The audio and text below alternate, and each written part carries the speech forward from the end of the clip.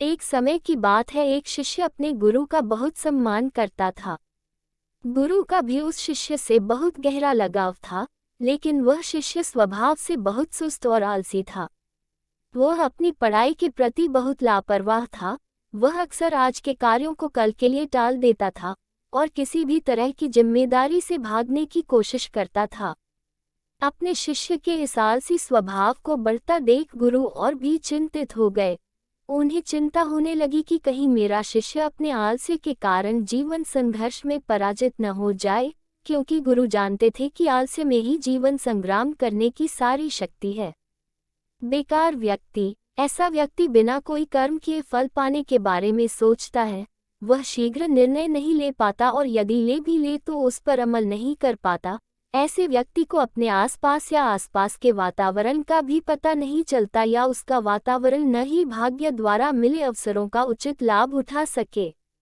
गुरु ने अपने मन में अपने शिष्य के इस सुस्त स्वभाव को खत्म करने के लिए एक योजना बनाई। एक दिन गुरु ने शिष्य को एक चमकदार सफेद पत्थर दिया और कहा, मैं तुम्हें 2 दिनों के लिए इस जादुई पत्थर का एक टुकड़ा देने जा रहा हूँ। कोई भी इस पत्थर से आप जिस लोहे की वस्तु को स्पर्श करेंगे वह सोने में बदल जाएगी। तुम इन 2 दिनों में जितना चाहो उतना सोना बना सकते हो, लेकिन याद रखना अगले दिन सूर्यास्त के बाद मैं तुमसे ये जादुई पत्थर वापस ले लूंगा। शिष्य इस अवसर को पाकर बहुत खुश हुआ। उसका पहला दिन कल्पना करता है कि जब उसके पास बहुत सारा सोना होगा तो उसका जीवन कितना अच्छा होगा। वह कितना खुश, प्रसन्न, समृद्ध और संतुष्ट होगा। उसके पास इतने नौकर चाकर होंगे कि उसे पानी पीने के लिए भी नहीं उठाना पड़ेगा। उसने योजना बनाई कि जब उसके पास ढेर सारा सोना होगा तब वह एक बहुत ही आलीशान घर बनाएगा, जिसके सामने एक बहुत ही आकर्षक बगीचा है, जिसमें वह हर शाम को घूमेगा। वह अपने लिए एक बहुत अच्छी घोड़े की खींची हुई गाड़ी खरीदेगा, जिसका रथ सोने का होगा। उसके कई अंगरक्षक और नौकर होंगे और उन सभी को आदेश देगा। ये सब सोचते हुए वह उस रात सो गया। फिर अगले दिन सुबह जब वह उठा तो उसे अच्छी तरह याद आया कि आज लोहे से सोना बनाने का दूसरा और आखिरी दिन है। उसने अपने मन में पूरे निश्चय के साथ संकल्प लिया कि आज वह गुरुजी द्वारा दिए गए जादुई पत्थर का लाभ अवश्य उठाएगा। उसने निश्चय किया कि वह बाजार जाएगा और वहां से लोहे की बड़ी बड़ी वस्तुएं खरीदेगा और उन्हें सोने में बदल देगा। दिन बीत गया, पर वह सोचता रहा कि अभी तो बहुत समय है, कभी भी बाजार जाकर सामान ले आऊंगा। ये सोचकर दोपहर हो गई, इसलिए उसने निश्चय किया कि दोपहर का भोजन करने के बाद वह सामान लेने निकलेगा। लेकिन खाने के बाद उसे आराम करने की आदत थी और उठकर मेहनत करने के बजाय उसने आराम करना उचित समझा।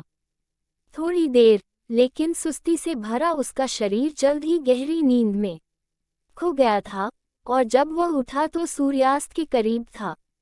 अब वह तेजी से बाजार की ओर भागा, लेकिन रास्ते में उसे गुरुजी मिले। गुरुजी को आते देख वह सहम गया। जैसे ही गुरुजी उसके पास पहुंचे, वह उनके चरणों में गिर पड़ा और गिड़गिड़ाते हुए उस जादुई पत्थर को अपने पास रखने की याचना करता रहा। एक और दिन, लेकिन गुरुजी नहीं माने और उस शिष्य का अमीर बनने का सपना चकनाचूर हो गया। लेकिन इस घटना से शिष्य को एक बड़ी सीख मिली। उन्हें अपने आलस्य पर पछतावा होने लगा। उन्होंने समझा कि आलस्य उनके जीवन के लिए एक अभिशाप है और उन्होंने प्रण किया कि अब वे अपने काम से कभी हार नहीं मानेंगे और अपने आप को एक मेहनती, सतर्क और सक्रिय व्यक्ति दिखाएंगे। दोस्तों, काम को टालना एक आदत है और ये आदत हम खुद बनाते हैं। आदत एक धागे की तरह होती है, जिसका एक आवरण आसानी से टूट जाता है, लेकिन अगर एक ही धागे को कई बार लपेटा जाए तो उसे तोड़ना मुश्किल हो जाता है। हाँ, इसी तरह किसी बुरी आदत को शुरुआत में बदलना आसान होता है, लेकिन महीनों या सालों बाद उसे बदलना बहुत मुश्किल हो जाता है। फिर अगर आप अपनी आदतों को बदलना चाहते हैं, तो आपको लंबे समय तक प्रयास करना होगा। समय पूरे धैर्य के साथ मनुष्य अपनी आदतों का गुलाम है। हमारी आदतें हमें बनाती और बिगाड़ती हैं। हमारी आदतें कितनी शक्तिशाली हैं और वे हमें कैसे नियंत्रित करते हैं। दोस्तों, अगर हम अपने आसपास देखें तो लगभग हर व्यक्ति को अपने जीवन में कई बड़े मौके मिलते हैं, लेकिन उनमें से ज़्यादातर लोग अपने आलस्य और मेहनत न करने की आदत के कारण उस मौके को गंवा देते हैं और फिर जिंदगी भर पछताते रहते हैं। लेकिन इनमें से ज़्यादातर लोग अपनी असफलता के लिए अपने आलस्य और कामचोरी को जिम्मेदार न मानकर अपने माता पिता, स्थिति, आर्थिक स्थिति, भाग्य आदि को दोष देकर अपनी आलस्य को छिपाने का प्रयास करते हैं और फिर ऐसे लोग अपने भाग्य और परिस्थितियों को कोसते हुए बिना किसी सफलता और आध्यात्मिक सुख के इस दुनिया को अलविदा कह दें। आइए थोड़ा और गहराई से समझने की कोशिश करते हैं कि हम अपने काम को क्यों टालते हैं। क्या हम कभी YouTube पर कोई कॉमेडी वीडियो देखने के लिए आलस करते हैं या अपना पसंदीदा खाना खाते समय? नहीं, आप आलस्य तभी करते हैं जब आप पढ़ाई कर रहे होते हैं या ऑफिस के किसी प्रोजेक्ट पर काम कर रहे होते हैं या घर का कुछ काम करना होता है।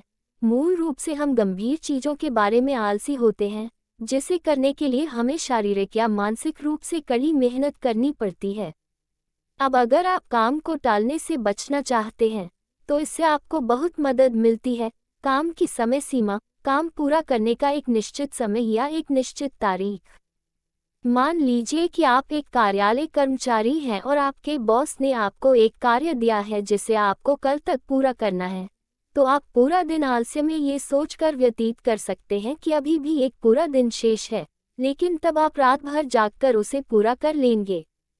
प्रोजेक्ट, क्योंकि कल आपको वह प्रोजेक्ट देना है, क्योंकि कल के बाद आपके प्रोजेक्ट का कोई महत्व नहीं रह जाएगा।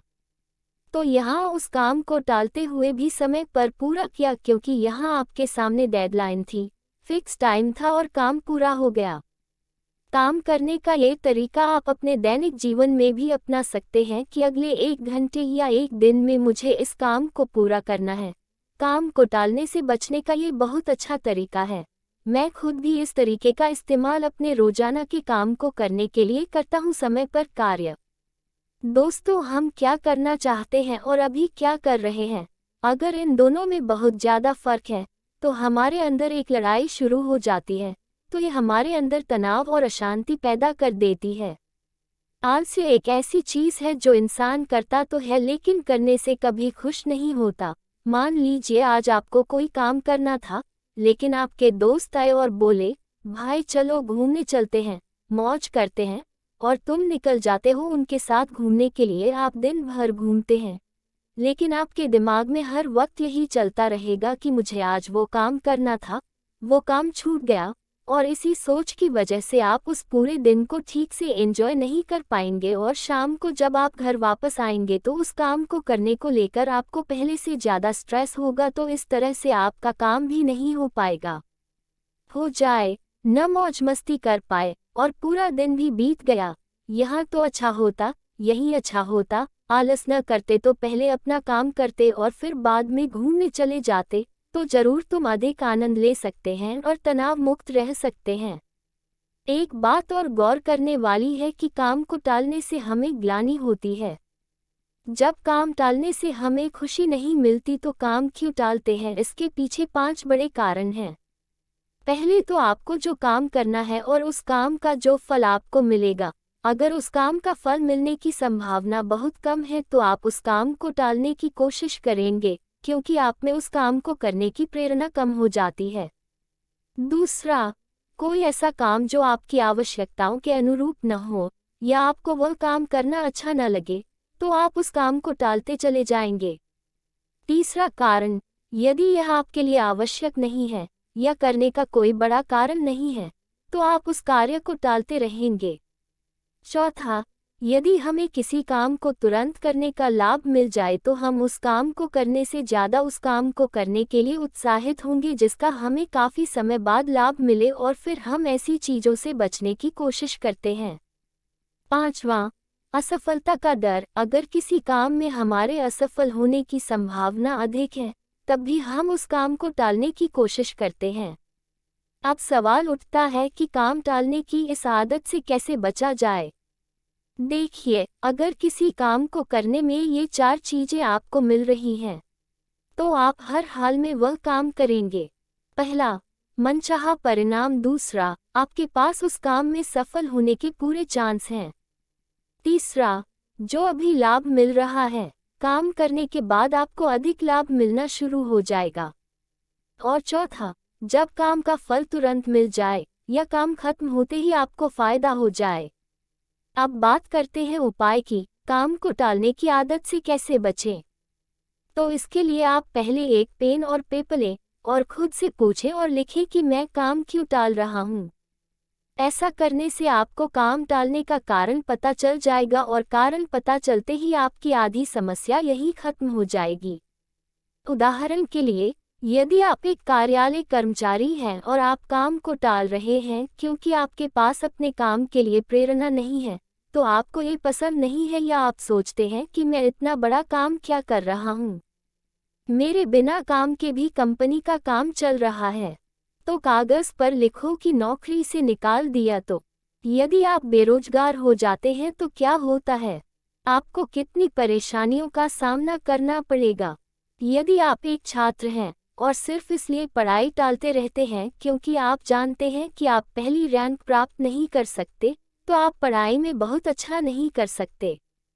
फिर कुछ काम करो जिसमें तुम हो, आपको विश्वास है कि आप बहुत अच्छा कर सकते हैं, उसमें अपना नाम बना सकते हैं। अगर आप किसी बड़ी परीक्षा की तैयारी कर रहे हैं और आपका इनाम 1-2 साल बाद आने वाला है, तो अपने काम को छोटे छोटे चरणों में बांट लें और हर कदम को पूरा करने के बाद खुद को इनाम दें। इससे आप अपने काम के प्रति लगातार प्रेरित हो पाएंगे। अगर आप किसी काम को सिर्फ इसलिए टाल रहे हैं या आप कोई बड़ा फैसला सिर्फ इसलिए नहीं ले पा रहे हैं क्योंकि आप उस काम में असफल नहीं हो रहे हैं, तो एक बात हमेशा याद रखें कि असफल होने से बड़ा पाप कोशिश नहीं करना है, क्योंकि अगर आप कोशिश नहीं करते हैं आज आप जीवन भर पछताते रह जाओगे कि काश एक बार कोशिश की होती। और फेल होने का डर असल में हमारे अंदर का अहंकार है, जो हमें डराता रहता है कि अगर हम फेल हो गए तो लोग क्या कहेंगे, लोग मुझ पर हंसेंगे, मेरा मजाक उड़ाया जाएगा। यकीन मानिए दोस्तों, हमारा घमंड, हमारा अहंकार दुनिया की सबसे बेकार चीज है। कोशिश करने के बाद असफल होने पर आपको अल्पावधि में पछतावा हो सकता है, लेकिन असफल होने के डर से प्रयास न करना आपको लंबे समय में बहुत पश्चाताप और आत्मघृणा से भर देगा। इसलिए असफल होने से डरो मत, कोशिश करो।